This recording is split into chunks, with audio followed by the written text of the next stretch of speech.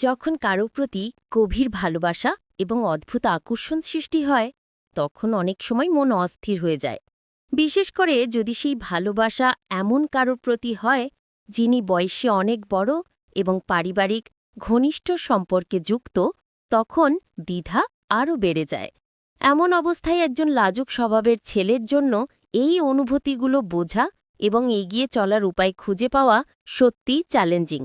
আমার জীবনে এমনই একটি পরিস্থিতি এসেছিল যখন আমি অনুভব করলাম দুজন নারীর প্রতি আমার একসাথে গভীর টান। একদিকে আমার মামি, যিনি মাতিসুল ব্যক্তিত্বের অধিকারী, এবং অন্যদিকে আমার খালা, যিনি প্রাণবন্ত এবং সদা হাস্যোজ্জ্বল। এদের প্রতি এই অনুভূতিগুলো আমাকে মানসিকভাবে দ্বিধাগ্রস্ত করেছিল। তবে সমস্যা এখানেই শেষ নয়।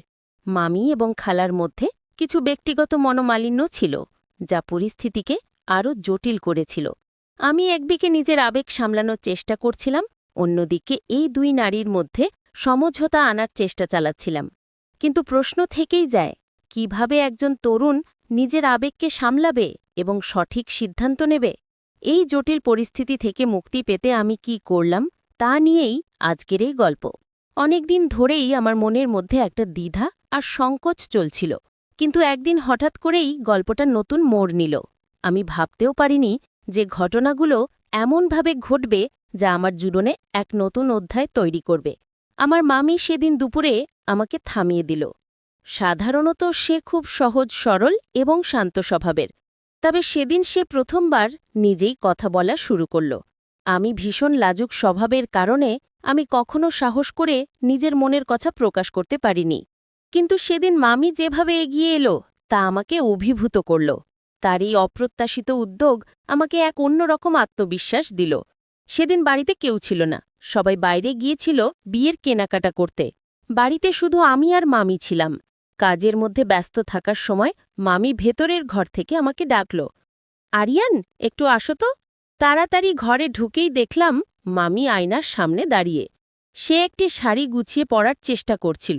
আমাকে বলল, এই শাড়িটা একটু ধরে রাখো তো, যেন মাটিতে না পড়ে। আমি পরে দেখি কেমন লাগে। তোমার কি মনে হয় এটা আমার জন্য ঠিক হবে? আমি হালকা দ্বিধায় ছিলাম, কিন্তু তার চোখের দিকে তাকিয়ে হাসতে লাগলাম। মামি সাধারণত ছোটখাটো গড়নের, প্রায় 4 ফুট 8 ইঞ্চি হবে। অনেকে তাকে নিয়ে মজাও করত, কিন্তু মামি কখনো এসব কথায় গুরুত্ব দিত না, বরং সে সবসময় হাসি খুশি থাকত। সেদিন আমাদের গল্পের শুরুটা এখান থেকেই হয়। মামি আমাকে তার নতুন শাড়ি পরার বিষয়ে মতামত জানতে চাইল। তার সেই সরল প্রশ্ন আর আচরণ আমাকে তার প্রতি আরও শ্রদ্ধা আর ভালোবাসায় ভরিয়ে তুলল। আমার মামি সবসময় হাসি খুশি আর দারুণ ব্যক্তিত্বের। বয়স্কায় 36, কিন্তু এখনও তার মধ্যে এক অদ্ভুত আকর্ষণ রয়েছে। যদিও তিনি কোনো সৌন্দর্য প্রতিযোগিতার রানী নন, তবু তার সহজ সরল সৌন্দর্য আর ব্যক্তিত্ব আমাকে মুগ্ধ করে। বিশেষ করে তার মনোমুগ্ধকর হাসি আর আচরণ সবসময় আমাকে আকর্ষণ করেছে। গত কয়েক মাস ধরে আমি খেয়াল করেছি মামির প্রতি আমার অনুভূতি আগের থেকে অনেকটাই বদলে গেছে। তার দিকে চেয়ে থাকার কোনো সুযোগই আমি হাতছাড়া করি না। আজ সকালে যখন তিনি আমাকে ঘুম থেকে জাগাতে এলেন, আমি আদৌ ঘুমেছিলাম। তিনি আমার কাঁধে আলতো করে হাত রাখলেন এবং বললেন, উঠে পড়ো, অনেক দেরি হয়ে গেছে। তার গলায় এক ধরনের কোমল সুর ছিল। আমি ধীরে ধীরে উঠে বসলাম এবং লক্ষ্য করলাম তিনি আমার দিকে তাকিয়ে এক চিলতে হাসি দিচ্ছেন। তারপর তিনি চাদরের কোণা ধরে বললেন, এই চাদরটা একটু ভাঁজ করতে হবে, তোমার সাহায্য লাগবে? আমি তার কথা শুনে কিছুটা লজ্জায় পড়ে গেলাম। তার এই মৃদু আচরণ আমাকে বিব্রত করেছিল, কারণ আমি বুঝতে পারছিলাম আমার মনের গোপন ভাবনা তার চোখে এড়াচ্ছে না। তবে তার সেই সহজ সরল ব্যবহারে আমি আবার শান্ত হলাম। আমার মনে পড়ে ছোটবেলা মামি আমাকে অনেক আদর করতেন। সেই সময় এসব আচরণ ছিল খুবই স্বাভাবিক, কিন্তু এখন বয়স বাড়ার সঙ্গে সঙ্গে আমি তার প্রতি অন্য রকম অনুভব করতে শুরু করেছি। এটা আমার জন্য কিছুটা অস্বস্তিকর, কিন্তু একই সঙ্গে আকর্ষণীয়।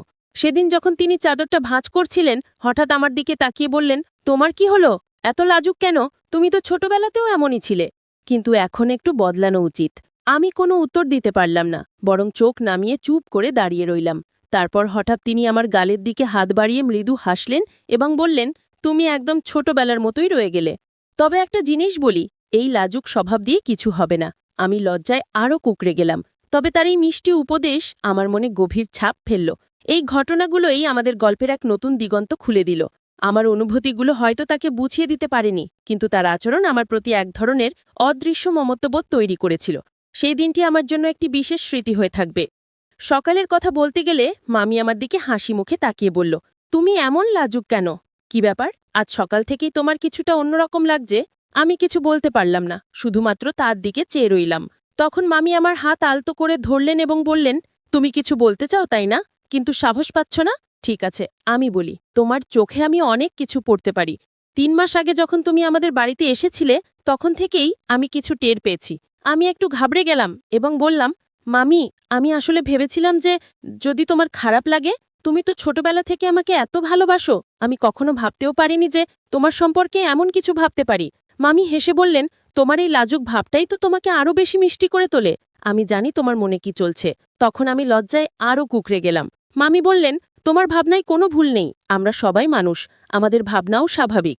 কিন্তু তোমার এই ভাবনাগুলো যদি সঠিক পথে পরিচালিত হয়, তবেই সেটা জীবনের জন্য ভালো হবে। তারপর তিনি বললেন, তুমি কি জানো, ছোটবেলায় যখন আমি বিয়ে করলাম, তখন তোমাকে দেখে মনে হতো তুমি কতটা মিষ্টি একটা ছেলে। এখন তুমি বড় হয়েছ, কিন্তু তোমার সেই মিষ্টি ভাবটা রয়ে গেছে। আমি সাহস করে বললাম, মাম, আমি সত্যি বলতে চাই, তুমি আমার জন্য অনেক স্পেশাল। আমি জানি এটা বলতে একটু দেরি হয়ে গেল, কিন্তু তোমার সামনে বলতে সাহস পাইনি। মামি একটুখানি হেসে বললেন, তোমার এই সাহসই তোমাকে আরও বড় করবে। জীবনে অনেক কঠিন পরিস্থিতি আসবে, কিন্তু নিজের মনের কথা বলতে কখনো দ্বিধা করো না মা। এরপর মামি উঠে গিয়ে দরজাটা বন্ধ করে দিলেন এবং বললেন, তুমি তো খুব ভালো ছেলে, তোমার মতো মানুষের জীবনে সবসময় ভালো কিছুই হবে। তার সেই কথাগুলো আমার মনে গভীরভাবে দাগ কেটে গেল। সকালের ঘটনা। মামি হালকা হাসি মুখে আমার দিকে তাকিয়ে বলল, তুমি এমন লাজুক কেন? তোমার এই মিষ্টি ভাবটাই আমাকে মুগ্ধ করে। আমি কিছু বলতে পারলাম না, শুধু তার কথা শুনে লজ্জায় চোখ নামিয়ে নিলাম। মামি হেসে বলল, তোমার কিছু বলার আছে তাই না? বল, আমি শুনছি। আমি সাহস করে বললাম, মাম, তোমার সাথে এমনভাবে কথা বলা আমার পক্ষে খুব কঠিন। আমি ছোটবেলা থেকে তোমাকে খুব পছন্দ করি, কিন্তু আজকাল আমার মনে হয় আমার অনুভূতিগুলো বদলে গেছে। মামি কিছুক্ষণ আমার দিকে তাকিয়ে থেকে মিষ্টি গলায় বলল, তোমার মনের কথা শুনতে আমারও ভালো লাগছে। এরপর মামি বলল, তুমি তো এখন অনেক বড় হয়ে গেছো। আমি জানি ছোটবেলায় আমি তোমার জন্য কতটা গুরুত্ব রাখতাম, কিন্তু এখন তোমার সেই অনুভূতির বদল আমাকে অবাক করছে না। আমি তার কথাগুলো শুনে ধীরে ধীরে আমার লজ্জা কাটিয়ে উঠছিলাম। ঠিক সেই মুহূর্তে দরজার ঘণ্টি বেজে উঠল। মামি একটু বিচলিত হয়ে বলল, আরিয়ান, তোর একটু দেখে আয়, কে এসেছে। আমি ততক্ষণে ঘরটা ঠিক করি। আমি দরজা খুলতে গেলাম, দরজার বাইরে ছিলেন পায়েল খালা। তিনি ঘরে ঢুকে বললেন, তোমার এত সময় লাগলো দরজা খুলতে, শরীর খারাপ নাকি? আমি হেসে বললাম, না খালা, একটু কাজ করছিলাম তাই দেরি হয়ে গেছে। খালা চোখ ছোট করে আমাকে দেখলেন এবং বললেন, তোমার প্রিয়া মাম কোথায়? আমি বললাম, মাম তো ঘরের ভেতর আছে, ডেকে দিই? খালা একটু বিরক্তির সুরে বললেন, থাক, ডাকতে হবে না। খালা ঘরে ঢুকে মামির প্রতি নজর দিলেন। তাদের সম্পর্কের টানাপড়ন সম্পর্কে সবারই জানা ছিল। যখনই তারা একসঙ্গে থাকতেন, তখনই তাদের মধ্যে ছোটখাটো তর্ক বিতর্ক লেগেই থাকত। আজও তার ব্যতিক্রম হল না। খালা এবং মামির মধ্যে পার্থক্য ছিল চোখে পড়ার মতো। মামি ছিলেন স্নিগ্ধ ও হাসি খুশি স্বভাবের, আর খালা ছিলেন কিছুটা রাগী ও গলভিল। তাদের দুজনের ব্যক্তিত্ব একেবারে আলাদা। খালা ঘরের দিকে এগিয়ে গেলেন। আমি তখন নিজের মন শান্ত করার চেষ্টা করছিলাম। মামির সাথে হওয়া কথোপকথন আমার মনকে অনেকটা হালকা করে দিয়েছিল। আমাদের বাড়িতে আসা যাওয়ার মধ্যে মাম এবং খালা দুজনেই ছিলেন। মাম সবসময় হাসি খুশি আর প্রাণবন্ত। খালা বরাবরই একটু গম্ভীর এবং শৃঙ্খলাপ্রিয়। দুজনের স্বভাব সম্পূর্ণ বিপরীত। মামের হাসি আর মায়া যেন সবার মন জয় করে নিত। অন্যদিকে খালার ব্যক্তিত্ব ছিল দৃঢ় এবং কঠোর। খালা 5 ফুট 8 ইঞ্চি লম্বা, গায়ের রং শ্যামলা হলেও অনেক আকর্ষণীয়। তার চেহারায় ছিল এক ধরনের দৃঢ়তা, যা তাকে অন্যদের থেকে আলাদা করত। ছোটবেলায় খালার শাসন আর বকাঝকার জন্য তার থেকে একটু ভয় পেতাম, কিন্তু সময়ের সঙ্গে সঙ্গে তার সেই কঠোরতার মধ্যেও মমত্ববোধ খুঁজে পেয়েছিলাম। একদিন খালা আমাদের বাড়িতে এলেন এবং ঘরের ভেতরে ঢুকে আমার বিছানার নিচ থেকে একটা বই বের করলেন। বইটি এমন একটি বিষয়ের ওপর ছিল যা আমার পড়া উচিত ছিল না। খালা বইটি উল্টে পাল্টে দেখছিলেন, আর তার মুখে ছিল এক ধরনের কঠোর অভিব্যক্তি। তোমার কাছে এই বইটা কেন? খালা হঠাৎ জিজ্ঞেস করলেন। তার কণ্ঠে মিশেছিল রাগ এবং কৌতূহলের মিশ্রণ।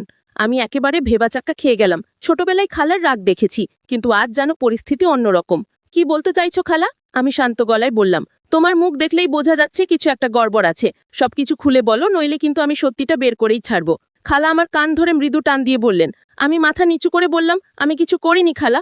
কিন্তু খালা বুঝতে পারলেন যে আমি কিছু একটা লুকাচ্ছি। তিনি বললেন, তোমার মাম তো তোমার খুব খেয়াল রাখে, অথচ তুমি এসব আজব জিনিস নিয়ে সময় নষ্ট করছো। তার কণ্ঠে ছিল হতাশা আর চোখে ছিল রাগের ছাপ। আমি আস্তে আস্তে বললাম, খালা, আমি দোষ করতে চাইনি। খালা একটু নরম সুরে বললেন, তোমাকে বুঝতে হবে আমরা বড়রা তোমাদের ভালো চাই। মাম তোমাকে ছোটবেলা থেকে কত ভালোবাসে, আর তুমি এসব করছো। তোমার দায়িত্ব হলো সঠিক পথে চলা। তার কথায় আমার ভেতরে এক ধরনের অপরাধ বোধ কাজ করলো। আমি মৃদুস্বরে বললাম, খালা, আমি আর কখনো এমন কিছু করব না। খালা আমার মাথায় হাত রেখে বললেন, এই হলো কথা, কিন্তু ভবিষ্যতে এমন কিছু করো না যা তোমার বা তোমার পরিবারের সম্মানের ক্ষতি করতে পারে। আমি লজ্জিত হয়ে তার কথা শুনলাম। খালার কঠোর কথার মাঝেও তার ভালোবাসা প্রকাশ পেয়েছিল। আমি খালার দিকে তাকিয়ে খুব মৃদু গলায় বললাম, তুমি সত্যিই খুব ভালো খালা, আমার সবকিছুর খেয়াল রাখো। খালা অবাক হয়ে বললেন, খেয়াল রাখা মানে কি এসব কথা বলা? এসব তোমার মাথায় কেন আসে? আমি একটু লজ্জিত হয়ে বললাম, খালা, ছোটবেলায় তুমি আমাকে অনেক বকতে আর মাঝে মাঝে মারতে, কিন্তু তারপরেও তোমার আদরটা সবসময় আলাদা ছিল। সেই জন্যই তুমি আমাকে অনেক পছন্দের। খালা কিছুক্ষণ চুপচাপ রইলেন, তারপর বললেন, তুমি মামকে কেন এত পছন্দ করো? সে তো ফর্সা, সুন্দর, আর আমি তো কালো, সাধারণ। তাহলে? আমি কিছুক্ষণ চুপ করে থেকে বললাম, তুমি কালো নাও খালা, তোমার গায়ের রং তো সুন্দর, আর তোমার চুল, তোমার হাসি, সবই আমার খুব ভালো লাগে।